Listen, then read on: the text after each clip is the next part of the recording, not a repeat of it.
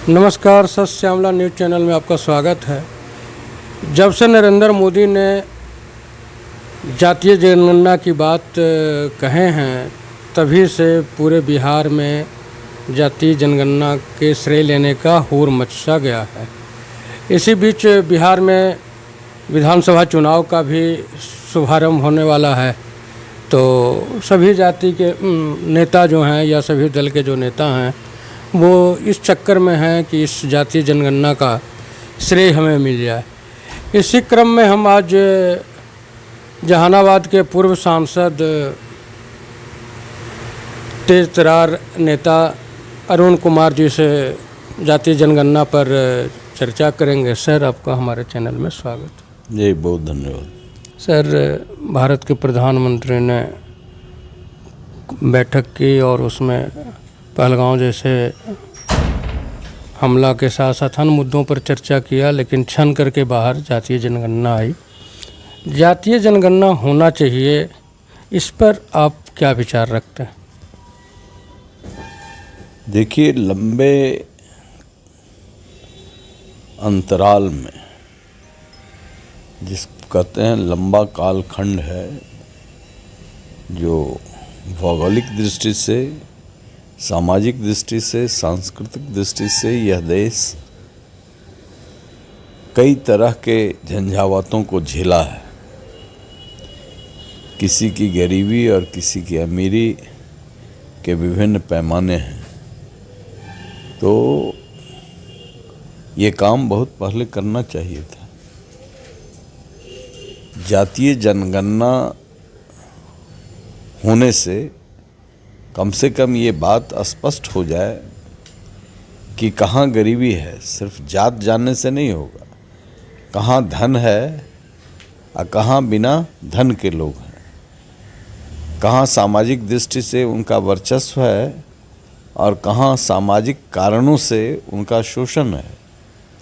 तो यह विषय डॉक्टर भीमराव अंबेडकर ने संविधान में डाला और इसीलिए उसी प्रोविज़न के तहत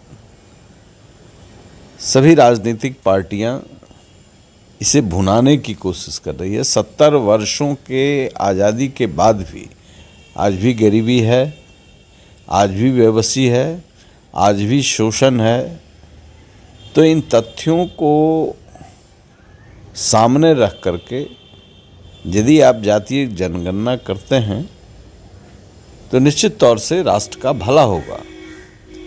क्योंकि अभी भी एक फैशन है ऊंची जाति के लोगों को गाली दें और पिछड़ी जाति के दबंग जातियां वो चाहती है कि हम इसी तरीके से अति पिछड़े समाज का हिस्सा खाते रहें।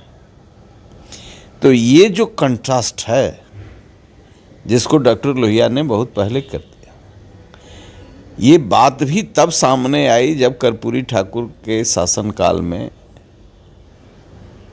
मजबूती से इनके हक दिलाने का प्रयास किया गया। तो इसे कोई इनकार नहीं कर सकता कि एक बड़ा सेक्शन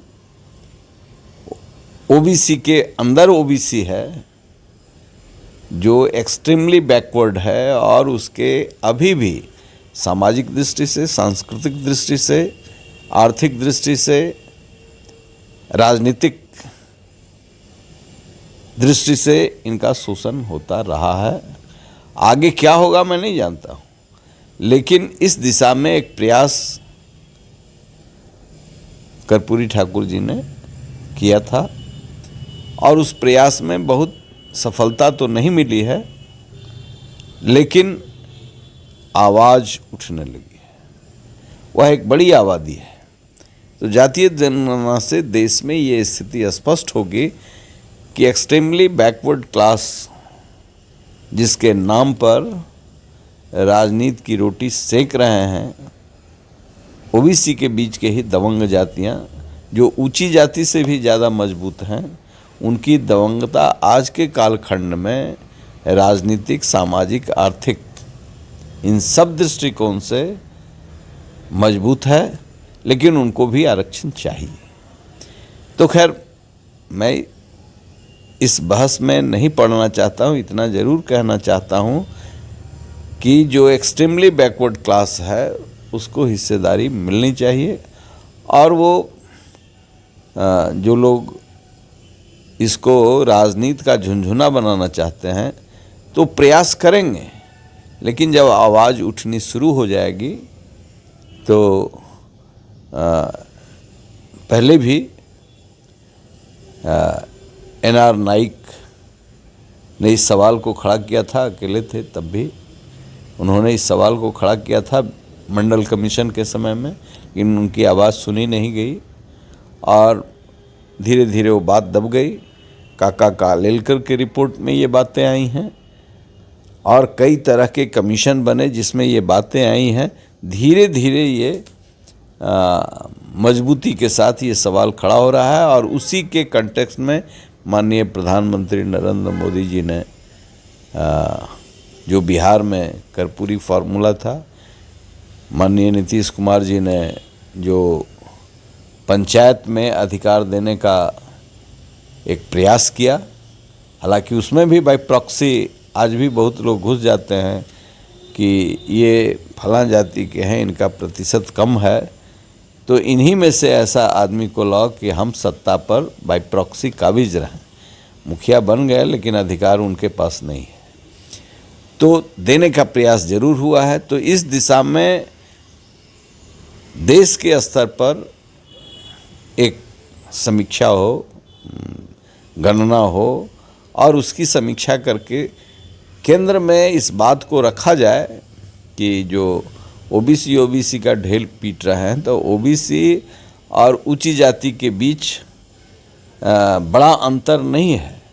अंतर ओबीसी और ये दोनों मिल करके पहले हो सकता है ऊंची जाति के लोग कोई लायंस शेयर लिए हों, आज लायंस शेयर ओबीसी के ही दबंग जातियां ले रही हैं, राजनीतिक रूप से भी, आर्थिक रूप से भी, और ये उनके cost per, extremely backward community के कॉस्ट पर ले रहे हैं, उनकी हिस्सेदारी नहीं बन पा रही है।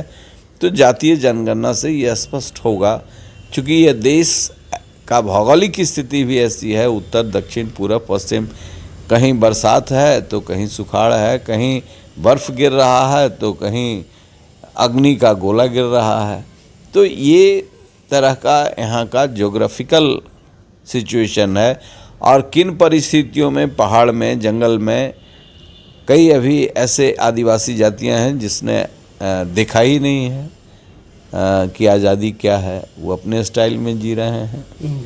तो इसकी गणना होनी चाहिए, और मुख्य धारा में लाने से एक मजबूत भारत का जो संकल्प है वो संकल्प पूरा होगा। एनडीए के एक नेता चिराग पासवान ने कहा कि जातीय जनगणना होनी चाहिए, लेकिन इसके जो आंकड़े आए उसको प्रकाशित नहीं किया जाए। इस पर आप क्या कहेंगे? भाई, गणना हो तो प्रकाशित किया जाना चाहिए। इसमें तो फिर आंकड़ा का करेंगे क्या, आचार लगाएंगे? प्रकाशित करना चाहिए और एक्शन करना चाहिए, उस पर कार्रवाई करनी चाहिए। उनकी समृद्धि का विभिन्न पहलुओं पर उनके विकास का एजेंडा तय करना चाहिए। कल पूर्णिया के सांसद पप्पू यादव ने प्रेस कॉन्फ्रेंस करके मांग किया है कि जातीय जनगणना के बाद 75% सरकारी नौकरियों में और 70% प्राइवेट नौकरियों में आरक्षण होना चाहिए। सर, ये लगभग 80 साल देश के आज़ादी का हो गया, क्या अभी भी देश के लोग इतने कमज़ोर हैं कि उन्हें 80% तक आरक्षण की आवश्यकता पड़ती है? अभी भी बहुत लोगों के पास बहुत ज़मीन है, और अब बहुत लोग चेहरा बदल करके लैंड बैंक में बड़ा बैंक बना रहे हैं। किसान के पास से तो ज़मीन निकल गया, अब इनका बैंक नहीं है, लैंड बैंक इनके पास नहीं है, दूसरे के पास है। तो विकास का तो लैंड टू द टीलर जो फार्मूला था, जो आवाज़ थी, वो पूरा नहीं हुआ। इसलिए पॉलिटिकल मिशन और उसमें ईमानदारी कितनी रहती है कि देश के अंतिम पंक्ति में बैठे लोगों को ऊंचा किया जाए, ऊपर लाया जाए, तो तभी संभव है। ये बातें तो बहुत होती है, 100% आरक्षण दे करके भी क्या भला होने वाला है। भला तो तभी होगा जब हम देश के अंतिम पंक्ति में बैठे तमाम जाति के लोगों को ऊपर लाएंगे। अभी हाल फिलहाल में कश्मीर के पहलगांव में आतंकी हमला हुआ, इस हमला को सर आप किस रूप में देखते हैं? यह आतंकवादी हमला है, हम तो उसी रूप में देखते हैं। पाकिस्तान स्थिर नहीं बैठेगा। पाकिस्तान को खान अब्दुल गफ्फार खान ने कहा था कि गांधी किस हिस्से में हमें डाल दिए, वो भेड़ियों के देश में हमें जगह मिल दिया है।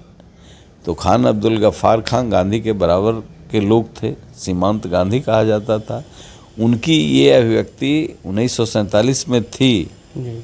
तो आप समझ सकते हैं कि उस पाकिस्तान से भारत को क्या उम्मीद रखना चाहिए। दुनिया का सबसे बड़ा आतंकवादी देश है, जहां आतंकवाद की खेती होती है। 370 को ख़त्म करके आतंकवादियों का एक बड़ा बेस ढह गया है, छटपटाहट में है। सर्जिकल स्ट्राइक हुआ तो अभी पीओके से सभी आतंकवादी भाग गए हैं यहाँ पहलगांव घटना के बाद। ये सब बेस था, परिणाम तो आए हैं, शहादत लोगों ने दी है। ठीक ही कई मुस्लिम नेताओं ने भी कहा है कि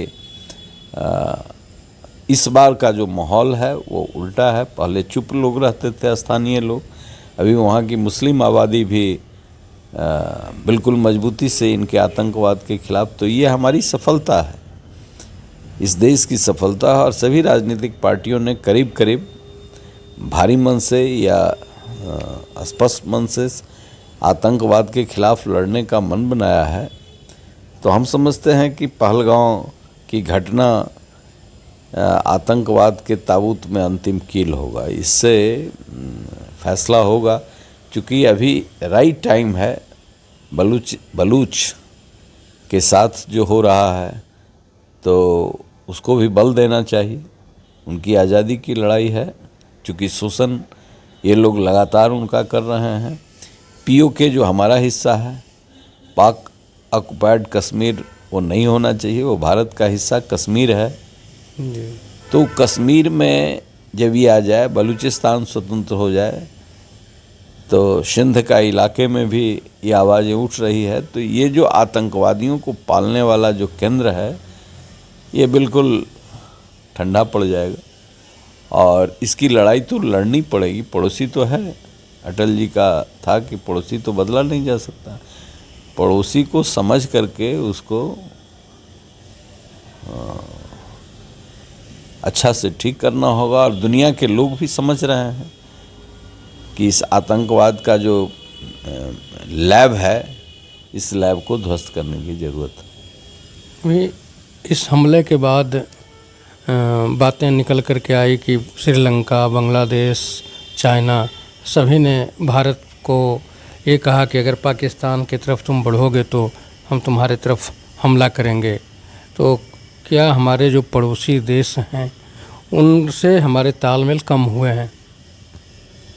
देखिए, बांग्लादेश और पाकिस्तान की को लड़ने की क्षमता भारत से नहीं है।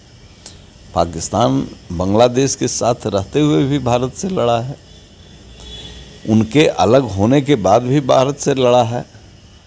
और उनके 1-1 लाख सेना आत्मसमर्पण किए हैं। इसी बिहार के गया में हम लोग विद्यार्थी थे तो देखा है 71 वार में कि कैसे गर्दन झुका करके आकर के यहाँ शरण लिए हुए थे, कैदी बन करके रहे हैं। तो एक बार उनका मान मर्दन नहीं हुआ। थेथर लोग हैं, देहात में थेथर कहा जाता है। तो चूँकि वही उसकी खेती है आतंकवादी, तो आर्मी भी उसके साथ खड़ी होती है और वो मस्ती से रहता है। आम पाकिस्तानी जो है वह तबाह है, परेशान है। तो जो लोग हमारे साथ होंगे उसकी भी समीक्षा करेंगे, जो हमारे विरुद्ध होंगे उनसे भी लड़ेंगे। इन लोगों की लड़ने की ताकत नहीं है, और हमने कहीं देखा नहीं है कि श्रीलंका ने कहा कि हम उनका साथ देंगे। लेकिन चीन कह सकता है, चीन ने भी उस घटना की भर्त्सना की है, लेकिन चीन कह सकता है हमारे साथ जो बहुत टेस्टेड दोस्ती हमारी रही है रशिया के साथ, पुतिन हमारे साथ हैं, अमेरिका भी हमारे साथ है, और इन सब से आगे इजराइल हमारे साथ है, जो हम बिना समर्थन के भी हमें हर युद्ध में हमारे साथ खड़ा रहा है। असली मित्र इजराइल है। तो उनकी लड़ाई भी अपनी अलग है, लेकिन उनकी बहादुरी भी अपनी अलग है, और वो भारत के साथ है। चूँकि यह आसान फरामोश इजरायली लोग नहीं हैं। जब वो विश्व के पटल पर संघर्ष के दौर से गुजर रहे थे, भारत ने उनको सम्मान दिया था, जगह दिया था, मनोबल ऊंचा किया था, इसलिए हर समय वो खड़े रहते हैं। और ये तो दुनिया के तमाम लोगों को, सेकेंड वर्ल्ड वार में भी भारतीय सेना, गुलाम भारत का सेना जो है सो अपने पराक्रम के लिए जाना जाता था। तो आज राजनीतिक इच्छा शक्ति इस देश के पॉलिटिकल पार्टी को है, जो समर्थन है, एक है जो बांग्लादेश में के समय हुआ था, वही आज स्थिति है। तो मैं समझता हूँ कि यदि ये भूल, हम लोग युद्ध नहीं चाहते हैं, हम इनको हाथ गोड़ बांधना चाहते हैं, हाथ गोड़ बांध करके और वो कांटा जो होता है उस पर बैठाना चाहते हैं, ताकि बदमाशी ना कीजिए आप। हम लोग मिटाना नहीं चाहते, मिटाने के लिए तो भारत के पास वो ताकत है, और युद्ध बराबर दोनों पक्ष को हानि पहुंचाता है। आम जन परेशान होते हैं, गरीबी से लड़ रहे हैं। पाकिस्तान से लड़ने की नौबत तभी आएगी जब मानेगा नहीं, और जब हम लड़े हैं तो उनको मिट्टी में मिला दिए हैं। तो इस बार भी लड़ाई होगी, कीमत चुकाना पड़ेगा। यदि ऐसा होता है तो उनको सद्बुद्धि आए और जो आतंकवादी हैं उसको सौंप दें। तो हम लोग कुछ करने वाले नहीं हैं, ये काम बंद करें। और नहीं तो भारत अब उस मूड में है, ये दिखला दिया पहली बार सर्जिकल स्ट्राइक ने कि हम तुम्हारे घर में घुस के मारेंगे, हमारी मारक क्षमता है। अब उसके बाद भी उनकी शैतानी नहीं होगी तो पहलगांव मैंने कहा कि आतंकवाद के ताबूत में अंतिम कील होगी, और दुनिया में आतंकवाद से लड़ने वाला सबसे मजबूत देश भारत ही है। सर, एक आखिरी सवाल, चुनाव का समय धीरे धीरे नज़दीक आ रहा है, बिहार के आम लोगों को आप क्या संदेश देना चाहेंगे? देखिए, कोई जादू की छड़ी नहीं है कि कोई सरकार कुछ करेगी, लेकिन एनडीए की सरकार ने बहुत कुछ किया है, बिहार को बाहर निकाला है गर्दिश से। तो मैं वैचारिक रूप से अभी एनडीए के साथ हूँ कि ये सत्ता बनी रही तो जो विकास के अन्य कार्य जो लटके हुए हैं वो आगे के टर्म में होगा। बहुत काम हुआ है, ये विपक्ष के लोग भी महसूस करते हैं। सड़क है, कानून व्यवस्था है, अब बहुत सारी चीज़ें ऐसी हैं, रोज़गार के क्षेत्र में अभी काम करना है। अभी काफ़ी ग्रामीण क्षेत्र में प्रोडक्शन के क्षेत्र में लोग गए हैं, एग्रो बेस्ड प्रोडक्शन में गए हैं, टूरिज्म हमारा बढ़ा है, हम अपने प्रोडक्ट को ग्लोबलाइज कर रहे हैं। जैसे मखाना है, मखाना पर काफ़ी तवज्जो दे रहे हैं हम लोग। तो ये सारी चीज़ें समेकित रूप से यदि आएगी तो विकास के रास्ता और मजबूत होगा, बिहार मजबूत होगा, और बिहार मजबूत होगा तो देश मजबूत होगा। आप नीतीश जी के बहुत करीबी रहे हैं एक समय में, आज लोग कह रहा है कि उनकी मानसिक स्थिति ठीक नहीं है, ये इसमें कहाँ तक सच्चाई है? आपको लग रहा है खेलो इंडिया में नीतीश जी ने इतना बड़ा प्रोग्राम का, इतने बड़े बड़े स्टेडियम बने, और सब जी कहाँ थे? देखिए, कोई अब कभी कोई आदमी मेरे पास ही आया और हम उस मानसिक स्थिति में नहीं हैं, कुछ बात हुई तो आदमी गुस्सा हो जाता है, तो उससे मानसिक स्थिति हमारी थोड़े खराब मानी जाएगी। लेकिन विपक्ष को यही एक मुद्दा है, आर्टिफिशियल इंटेलिजेंस का सहारा लेकर के गेम प्लान कर रहा है।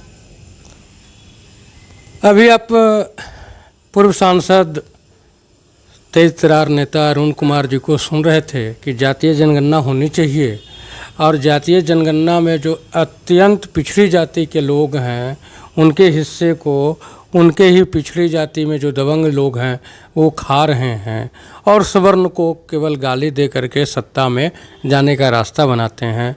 सर, आपने जो हमारे लिए समय निकाला उसके लिए धन्यवाद। जी, बहुत शुक्रिया। सत्य मामला न्यूज़ चैनल कोई किसी के दबाव में या कोई पेड न्यूज़ नहीं चलाता है, और न ये किसी के प्रचार प्रसार के लिए काम करती है।